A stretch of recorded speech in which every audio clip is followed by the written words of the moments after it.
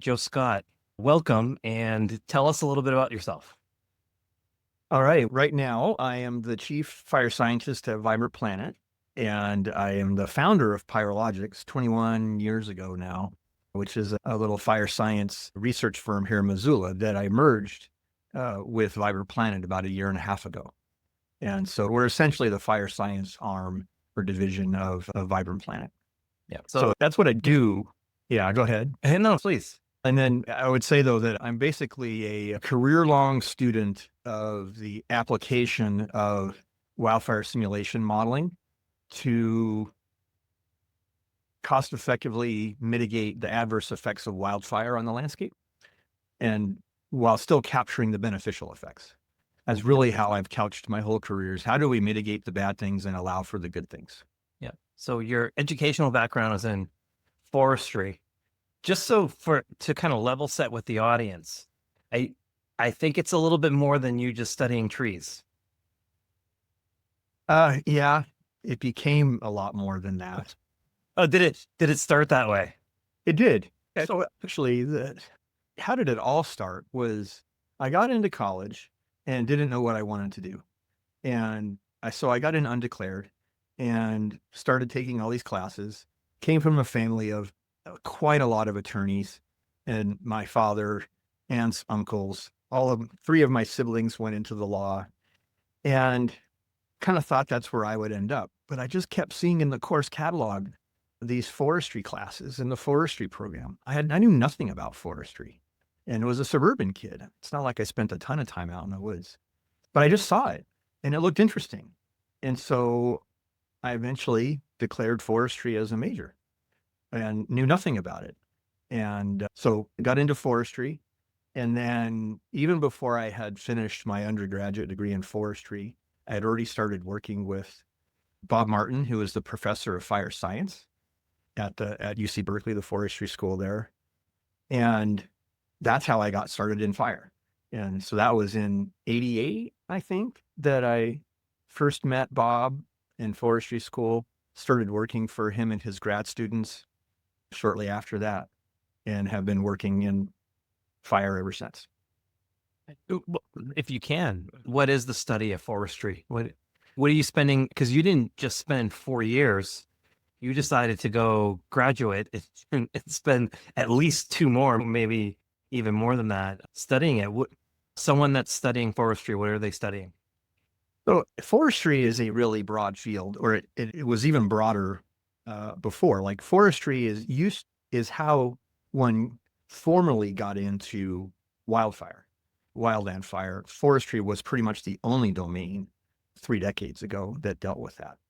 But forestry itself, the practice of forestry, lots of different things, but it's basically the management of forests to produce goods and services for society, including ecosystem services, but timber, water, wildlife, recreation, all of the above. And so how do you manage the landscape to produce all of those things? That's very broadly the practice of forestry. Yeah. And so we're going to spend the remainder of this conversation talking about wildfire. So you gave a hint as to how you got into it. Now, having been in the catastrophe modeling space, catastrophic modeling of wildfire is relatively new field. And I almost have to feel as though Joe Scott was probably one of the early innovators in that particular space. So what made you talked about fire, but what made you wanted to go into the mathematical simulative aspect of wildfire modeling? I don't know that anything made me want to do it. It evolved, but mostly it was just really interesting. And even as an undergrad at Berkeley, that's when like my first fire simulation was done probably on a $5,000 PC that is less powerful than our smartphones, running an old DOS program, an old one called Behave. And just was using that, and you get to see what are the different factors that affect the fire outcomes in the model. And more or less, I think I just kept being interested in that. And then when an opportunity arose to dig into that even more, I just took it. And honestly, I think that was probably around in the mid 90s Yeah, I'd been doing different work. I spent a couple of years as a low impact timber harvester working for small private landowners to mitigate wildfire risk. In the WUI, I called it the residential forest. And it's been a few years doing that. But I just had an opportunity to start working more back in the fire science side. And for my master's, that's when I just really started digging in to the fire modeling. Before modeling came around, Joe, let me reframe that. What existed before modeling? How did forestry experts think about fire breaks and other elements that kind of contribute, the fuel, all of these things that we've learned about for 100 plus years? What existed before modeling to help forestry managers manage the forest? Yeah. Experience, really, mostly. And so about the idea of using fuel breaks did not come from science or come from modeling. It came from somebody's experience saying, hey, what if we did this? Maybe it would work and we could do something with it. And that's really without any modeling. It was just like, what did people notice in the field with fire that was working and wasn't working? And lots of just anecdotal evidence of different things that now we use the simulation modeling and make sure that it doesn't conflict, or if it does conflict with that knowledge, that figure out which one is right. Yeah, I think that's an important point. I think we lose sight of that sometimes, and we think the model is reality when the model is just supposed to reflect reality. I imagine 50 years ago, post some significant wildfire, someone, when they were reconstructing it and doing the post-mortem, someone said, huh, that's interesting. Because of this golf course, there were no fires over on the other side. I wonder if kind of scenario. So wisdom from mistakes and successes. That's exactly right. Yeah. Yeah. You mentioned DOS. Yeah. Man, Windows 95 must have been glorious It when it took me came a out. long time. Some of my colleagues at Berkeley were starting to use Windows, and I'm like, I was still a DOS guy using Lotus 123 and Quattro Pro, and I could get around on a Yeah. spreadsheet. And they're like, you got to click here, you click there, look at all this stuff. I'm like, heck no, I don't want to do that. Took me a while. Okay, so your first quasi model, DOS based, what were some of the components? How did that model tick? Man, I wish I could actually bring it up and show you. I have to find a Is it machine. somewhere? It must be. Yeah. 'Cause I don't know what it would take to run it or an old machine, but basically it was a text-based system to run in DOS. And you could have, if you wanted it to help you along more, you would use the wordy mode. And if you didn't want, you just said, I know what I'm doing. You could type in terse and it would give you the terse mode. And it was like, you would type in, what is the wind speed? What is the moisture content? What is the slope steepness and all these different things one at a time, and you press go and it tells you like, oh, the spread rate is this. It was literally as simple as that. Yeah. What kind of resolution are we talking about? That's okay. That's an important point. No resolution at all. It's one dimensional. That's it. Basically, that was the implementation of the Rothermel surface fire spread model, which is not spatial. So there is no resolution. It applied to however big or ever how small you put in those inputs. One dimensional. What were the outputs? Just something like a spread rate. So what is the rate of spread of the fire Okay. in the heading direction? What's the flame length Okay. of the fire? Yeah. Okay, Joe, we've come a long way, baby. The models have like significantly ramped up. So walk me through your desire. Like, what made you become entrepreneurial and say, you know what? I think there needs to be a company whose sole purpose is dedicated towards the innovation around this modeling. Necessity is the mother of all invention. And I needed to found a company to do this because I didn't have another path and I wanted to do it. And so I didn't start off, I have no business gene in me. It's partly why I merged with Vibrant Planet. I didn't start off wanting to start a business or knowing that I would have a business. I started off wanting to do this work. And it was probably in the late 90s and early 2000s. I had an office at the Fire Lab in Missoula across town, working there with Elizabeth Reinhardt and Mark Finney. I got to overlap with Dick Rothermel and Roger Hungerford and all of the old guard that was still there.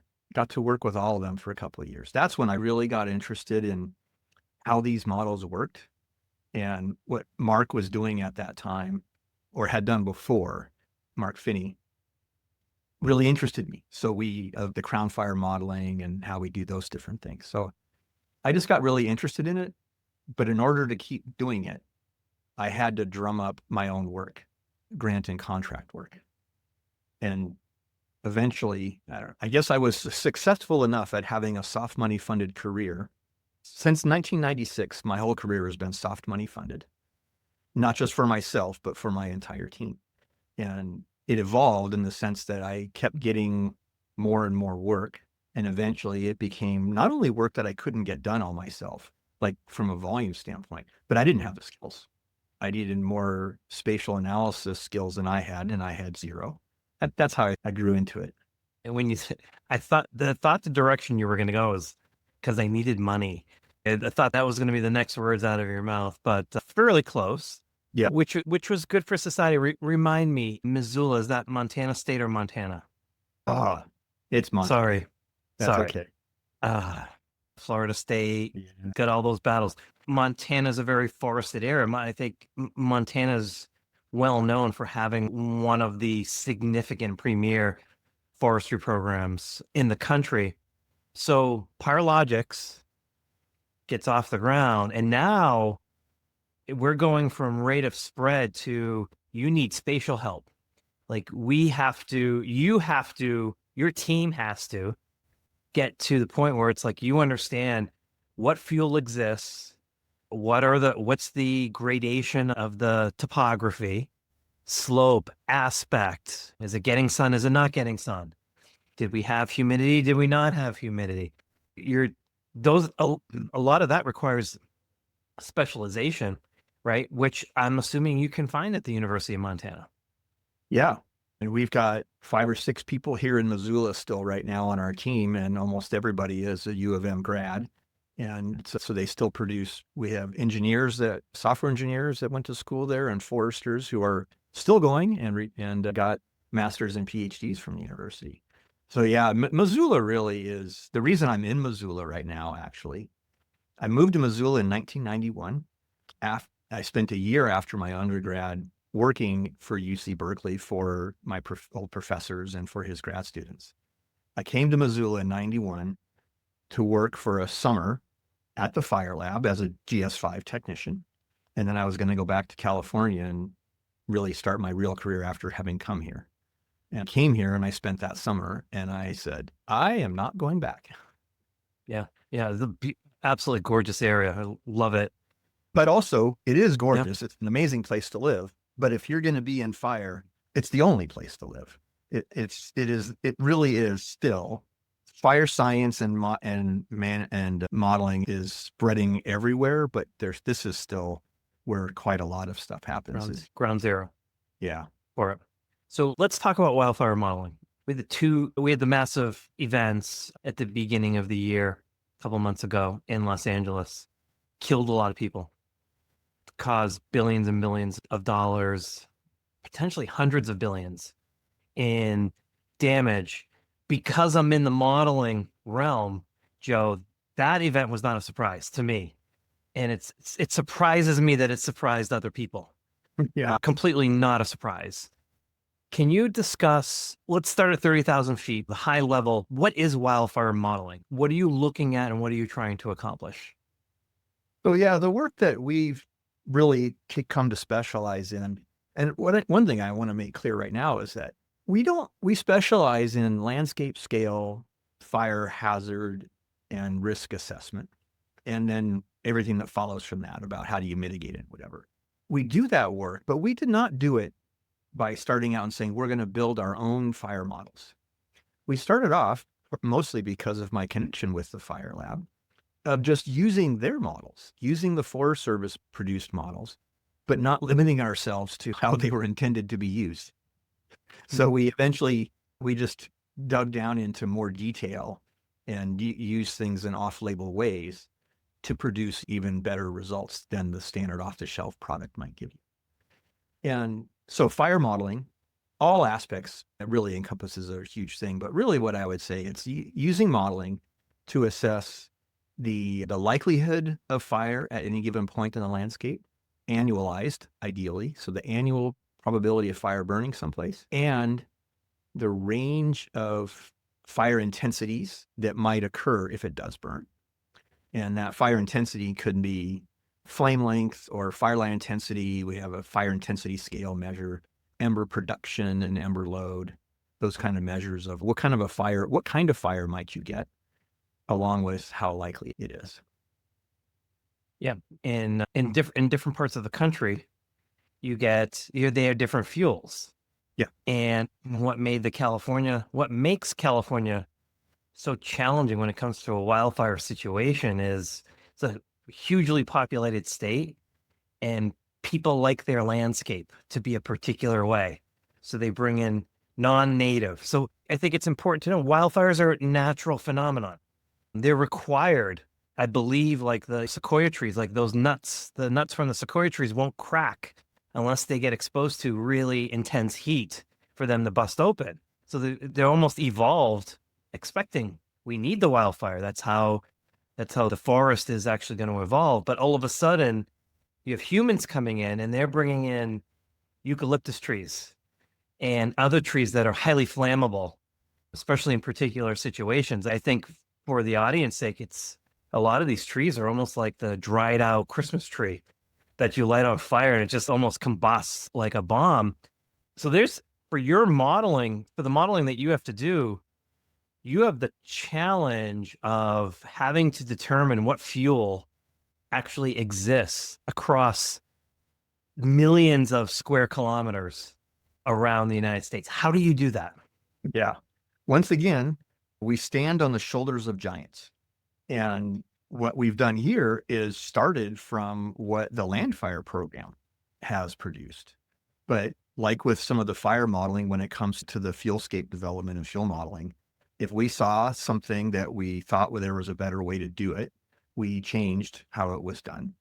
And so we can't, it wouldn't exist. Our approach right now, as it sits today, would not exist without the land fire program. So we use their vegetation modeling, but then we have followed on after that and done workshops with locals all over the country by region and by state. We just recently finished up a couple for the Forest Service in the Southwest region and then a recalibration in the Northwest region. And we've done it in California, in Utah, in Montana, in Colorado, the whole Southeast region. You get the idea. And that's that people have experience. They have seen lots of fire. And what these workshops do is to help us translate what they've seen and know into how do we map fuels in such a way that the results are consistent with what they see and know. And so how does that all work? It's obviously all satellite based, mostly Landsat right now, change detection so that we can update the fuelscape over time. And then expert rules about, there's also a lot of vegetation modeling in there about how to take all of the remote sensing and turn it into a vegetation type. So what type of vegetation is it? Yeah. How tall is that veg? How dense is the vegetation? And from all that, we have all these rules to say, okay, this is what the fuels are like when it's like that. Yeah. Do analysis of the satellite data, is that adequate enough to be able to know, hey, here's a pocket of, these are not redwoods that are difficult to burn. These are flimsy. These are more pinish, or these are more like eucalyptus, which are highly combustible type of trees. Do the analysis go to that kind of granularity? Not from just imagery and not directly, not yet. We're trying to go there right now. But right now it's like you have to use all kinds of other information about the location, like what's the elevation, what's the climate like, the precip, the biophysical setting. And so that the modeling that tells you then, okay, given everything, this is what vegetation type it probably is. It's not yet down though to where you can identify different species or species mixes very directly. Yeah. But that would be ideal for sure. Yeah. So I got a lesson on wildfire from a hotshot firefighter who stressed how important wind is to a fire. Basically, hey, Nick, if you light a fire in in an area with dry grass and there's no wind, it's just going to create a circle and just head outwards. It's the wind. And that's what we learned, Joe, with the California wildfire is 100-mile-per-hour winds can send embers miles, problem, and feed a ton of oxygen into, yeah, and direct it like into an area. So your models have to have a weather component. How do you manage that? Yeah, and that's honestly, that is one of the biggest challenges with improving the accuracy of fine scale fire modeling. And so over time, like going way back, like I said, the one dimensional, so you just say what the wind was, and wind speed and wind direction, moisture content, and it gave you one answer, and that was it. There was no spatial component to it. You just had to have it. And now that we have spatial fire models and we know a lot about the terrain and we have forecasts, really so I guess depending on what your application is, when you're dealing with weather, you're either looking at the past or the climate, I guess I should say. And generally it's just what kind of weather do we tend to get here? So it's the entire past of weather at a location. And then that's what you need for assessing long-term fire hazard. But then for operational work, like when daily or on an individual fire, you need to have forecasts that look out, and you need to have forecasts not just for, hey, this general area is going to be like this. It has to be fairly specific. And those forecasts now exist. They're far better than they were even a decade ago, and certainly than 3 or 4 decades ago. But they're still at the finest scale, which is all that fire cares about. Fire doesn't care about what the wind gust was a quarter mile away or anything else. It cares about what's going on right here, right now, and nothing else.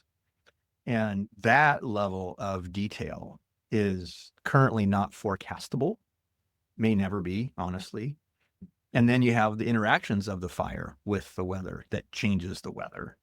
And that you can't forecast, obviously, but you can simulate it. Yeah. And from an insurance standpoint, which is the predominance of my audience, as much as they would like the real-time stuff, they're more focused on the climate, Yep. more of the historical stuff. Like what has typically happened there? What is the probability of things that have happened and what are the severity of those? But you have the added problem where take Pacific Palisades that has burned before. So they know like fires can occur. And like earthquakes, the longer the period of time where you don't have one, the more fuel that builds up and the more opportunity you have for conflagration and other like turning a traditional wildfire into a catastrophic one like we saw there. How often do these models need to be updated to reflect? California has gone through this cycle of the last 10 years of significant drought to significant rainfall, which creates more fuel right back and sliding back into drought. It's probably why California is like just the prime area for that is these cycles of humidity and drought. But how often do these models need to be updated to reflect, let's say, a winter with a heavy rainfall or snowpack? Yeah, you can roughly annually, I think, is enough for most purposes. And that would mean that, for instance, right now, we're making a 2025 fuelscape for the United States that includes the effects of 2024 wildfires. So that just from that one standpoint, we'll at least know where those fires have burned, much lower potential right now. Yeah. But also what we know is that other fires that have occurred in the past are aging, and those are becoming at least a little bit more flammable. And so we do all of that for sure. It is possible, we don't do a lot of it right now, to try to make those annual updates sensitive to the weather conditions that are leading into it, just like you're talking about. Like, okay, so if we're making a 2025 fuelscape for California, and we know that we're having a certain antecedent weather condition, does that affect how we do the fuels? And it does. We can model that, but we don't use that modeling usually in our long-term hazard assessments. But we can use it in the fuelscape we're going to use for fire modeling on active fires is this high herb load one instead of the normal year one. Yeah. My first run-in with Pyrologix was not in an insurance setting. I was working with a community, and communities are actively trying to mitigate risk. And I ran into this document called a Community Wildfire Protection Plan, a CWPP. And within that CWPP, lo and behold, there was modeling work and mapping, analytics, and quantification done by a company named Pyrologix. Can you talk a little bit about you had already hinted that you are working with local communities. Talk about the importance of that particular work and what Pyrologix. I'm hoping this podcast can go out beyond just my insurance audience to something else. How do you engage with communities, and how would they use the information that comes from a Pyrologix model to engage in mitigation prevention? Yeah, that's a great question. And it's something that the Vibrant Planet and Pyrologix are combining together to do, and we already are doing a heck of a lot more than we've ever done in the past. So whatever you saw in the CBPP that we had done is right now, it's a tiny fraction of what we can do and will do. So I'll tell you about what that stuff is right now. And the foundation of it is just the hazard modeling that we do for everybody. And then coupling that with, we know where the structures are. We know we've made data sets of population density and housing unit density by coupling up census data with at census block and block group level with the building data sets, and said, okay, in this area, this is where the people are. So we put all that together. And then when you combine the buildings, the people, the cell towers, all these different assets and resources like the surface drinking water basins, you get then the exposure or the risk for a community of the buildings within the community. And that was essentially, we actually pioneered something like that for the Forest Service in Region 6 in 2018, where Rick Stratton, our client over there in Region 6, he just said, hey, I want a list. We did a risk assessment for the region. He said, I want a list of the top 50 most exposed communities in Oregon and in Washington. And so we came up with a way to do that, this one little thing. And really, in some ways, that little start became what is now like the wildfireriskcommunities.org, the wildfirerisk.org, and the Wildfire Risk Communities Project is now, we did that same summary for the Forest Service across the whole country. But here's what we do now in addition to that. So we get the likelihood of fire and then the intensity of fire. And that's what all that stuff is built on. We now do ember modeling. So we also know where are the embers produced and how many are produced, where do they travel and how far do they travel? Not just one ember, but the distribution of the embers. And that's all relying on the best available science, which is actually about 50 years old now anyway, on that. And then we combine that into what we call the wildfire exposure score. So we got one measure now that rates the likelihood of fire, the flame length of fire, and the ember load. And that's basically one hazard measure that we can produce everywhere. Then you can attribute that wildfire exposure score to every building within a community and use that as a way to prioritize like where you would be inspecting buildings. The more exposed a structure is, the higher the priority it should be for doing an inspection. We can also identify the wildfire threats, fire intensity threat to egress routes in a community. So this is something, man, I actually thought this would have all been done by now after the campfire in Paradise, where fire intensity threats to the egress did cause a problem. And the Forest Service has made it's a rule of thumb right now, but for a safety zone. And we apply that. And the rule of thumb is simply that if you want to be able to stand outside your car wearing long sleeves, even just cotton, and long pants, and not suffer a burn injury, the height of the flames is a function of how far away they are from you. And so we turn that back around and use that same model. It's a factor of 4, that if the flames are 100 feet tall, they had better be 400 feet away, or this is not a safe place to be. We know if we identify where the roads are, the critical egress roads are, we have a Euclidean distance But we also know there what's not just what's the average flame length, but what's the extreme flame lengths. What the 5% of the time when you have a bad fire, what's the flame length? And so every pixel out there, we can say, hey, here's a place where if you get an extreme fire, this threatens your egress route. You can target that for some mitigation so that you have fewer threats.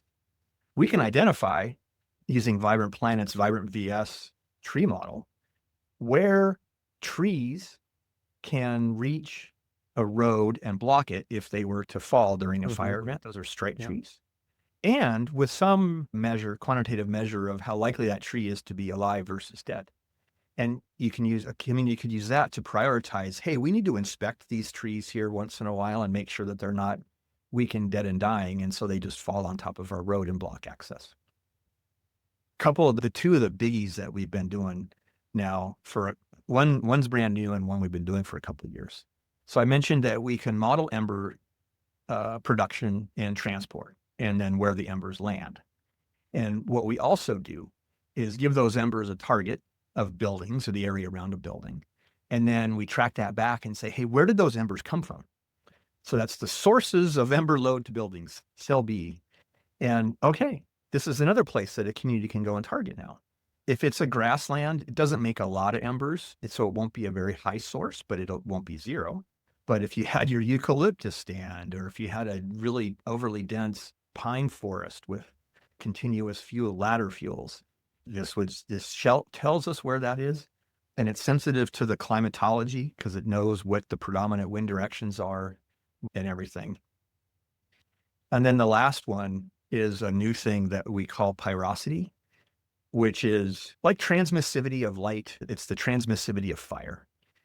And it's a measure of what are the locations on the landscape that fire tends to go through on its way to doing something bad that we don't want it to do. So it's not just on its way to getting big. We don't care about that. On its way to exposing houses or a cell tower or the surface drinking watershed. And so we can identify these places, and these are places where you would want to slow down fire. And that could be just the spread rate that comes out of the model, but it's also ember production. So that's where you would go to try to slow a fire down. It could be a regular fuel treatment. It could be a fuel break. It could be reducing ember production. It's a lot of different things there. In the course of your work, anything stand out as shocking, surprising about, you're probably always constantly learning, but anything come up over the course of the years is just, I did not expect that. That's amazing. The shocking thing to me about all of this is that it's not failing. That as simple, and maybe this is something that I want the listeners to take home, is that despite the fact that we have so far that we can go with fire modeling and simulation modeling, that what we can produce and tell you right now is enormous. It's actionable. It's not being shown to be wrong. We have a paper in review right now. We'll have a preprint out soon that validates the burn probability mapping that we've done for the state of California and how we do it. A lot of these communities that we've had these really bad fire events in, we identified years ago as very high risk communities. And so I guess the thing that I'm most surprised about is that it actually works as well as it does, despite it not being very smart or good, despite not doing all the things that people assume that it does. Yeah. Are there any books or if a listener wants to understand and learn and get a better understanding of wildfires and any they're all going to be scientific, but any wildfire books for the lay person that you could potentially recommend or sources? Yeah, there are lots, almost too many. And I think the one that I would go back to for most people, it's actually I think it's from the early 80s, Stephen Pine's Fire in America. And he's like our eminent fire historian in the country and around the world, really prolific writer. That was one of his early books on fire, and I think it's still a really good broad background. And then somebody can go wherever they want after that. But it's a really good background on hey, what is this thing called wildfire, and what are all the interesting things about it? And written in the early 80s means that it has a perspective. When you read that now, read it with the perspective of how different things are today than they were back then. So I think that's a good start at a general book. And then another book for people who want more details on fire modeling and more of the fire science, but it's still very accessible. I think it's behind me. Oh, yeah. And it doesn't have the jacket cover on it, but if you can see I'll do it like this. No. The other way, yes. Introduction to Wildfire. Yeah. That's Stephen Pine, but also Pat Andrews from the Fire Lab. And I think it was Rick Lavin. And this is a good overview of fire management, including a little bit of fire modeling and fire science in there. Yeah. And some of the hardcore the fire stuff, Dougal Drysdale's book back from earlier on, and others. Yeah. Those are two good places to start. Joe, you've come a long ways from Cal Berkeley studying forestry to Missoula to Pyrologix, now to Vibrant Planets. Probably a journey you never thought would occur, but I'm going to throw something out there. I think these wildfires in California, I live in Florida, and I think everyone looks at 1992 and Hurricane Andrew and said, that was a wake-up call. We cannot build wood frame structures in places where they can get 150-mile-an-hour winds. Not going to work. We got to change what we do. I think these California wildfires are the wake-up call. And Joe, I don't know if you had this on your list through the journey of your career, but I think you're getting your day in the sun. I think the wildfire modeling is going to be put up on a pedestal. And some of you folks, I think you're going to get your proper due for the value that you have provided to society. So with that, Joe, I can't thank you enough. It got not only for coming on to the show, but for now decades of work that I think we as a society are going to be able to leverage into actionable things that in the future, this might be a 100-year problem, but in 100 years, we'll look back and this will be, I think, one of the inflection pivot points these last 20 years around modeling, using computers for wildfire, and then taking action so that we can save property, save lives, while still allowing nature to do its thing. Absolutely. Here to that. So thank you so much, Joe. Well, you're welcome. Thanks for having me.